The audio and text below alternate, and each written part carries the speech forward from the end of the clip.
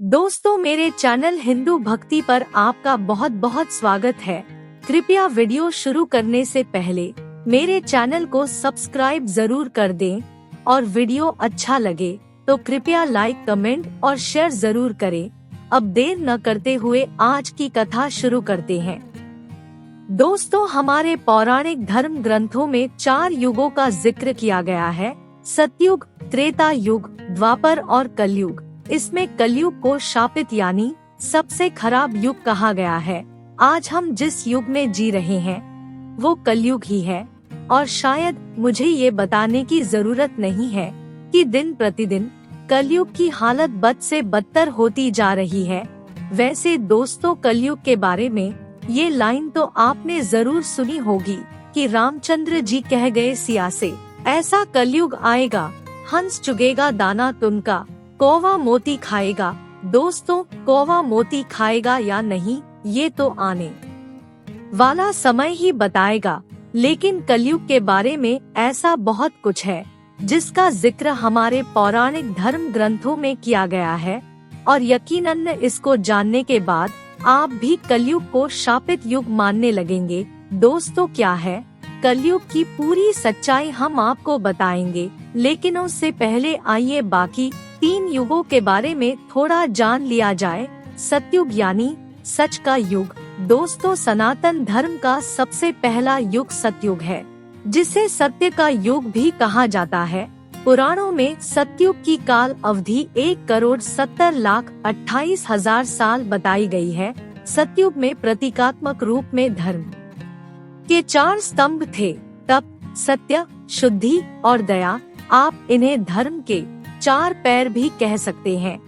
उस समय इंसानों की लंबाई 32 फुट हुआ करती थी, यानी जरा सोच कर देखिए, उस समय का इंसान लगभग 21 हाथ जितना लंबा होता था। सतयुग में इंसानों की आयु भी काफी ज्यादा हुआ करती थी। उस समय का इंसान 10,000 वर्ष से 1,00,000 वर्ष तक जीवित रहता था। सतयुग में धरती पर पाप की मात्रा 0 होती थी, यानी पाप क्या होता है सतयुग के लोगों को पता तक नहीं था। उस समय के लोगों में पुण्य सबसे अधिक हुआ करता था, यानी कि सतयुग में जितने भी लोग थे सबके सब पुण्य आत्मा थे।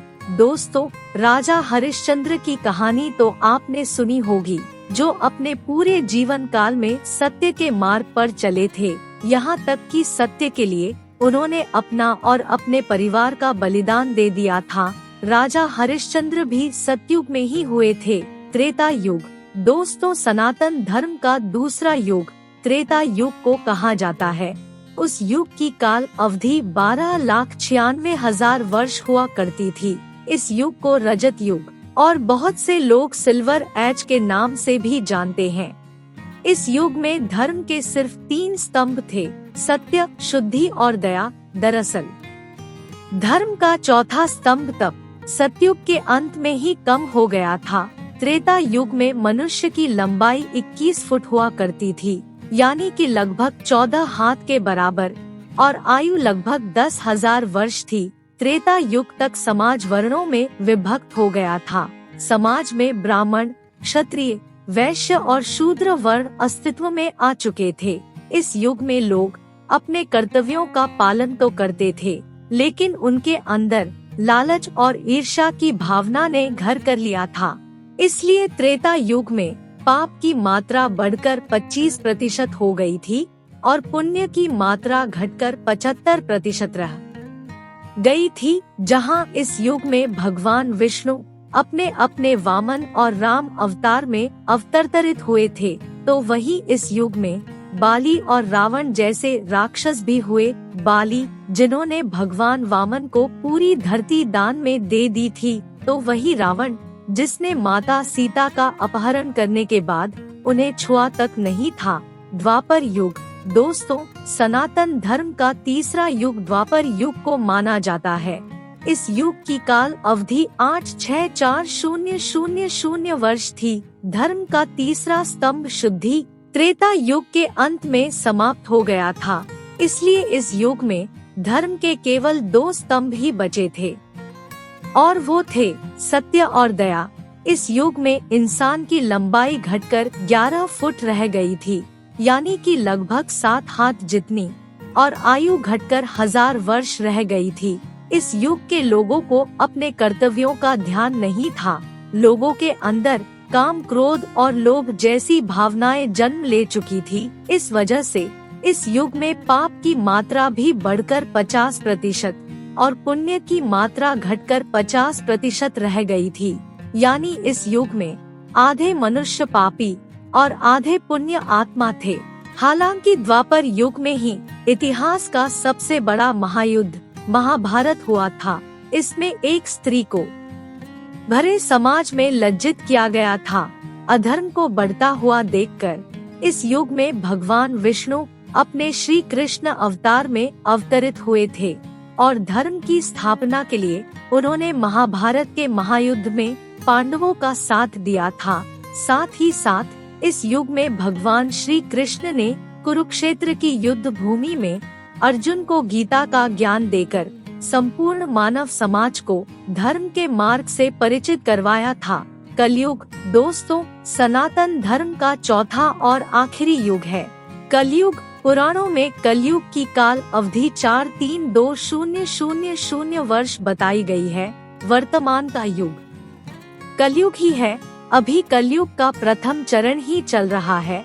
पुराणों को ध्यान में रखकर विशेषज्ञों की गणना के अनुसार अभी कलयुग में 5000 वर्ष ही बीते हैं, यानी कि कलयुग का अंत होने में अभी 427,000 वर्ष बचे हुए हैं।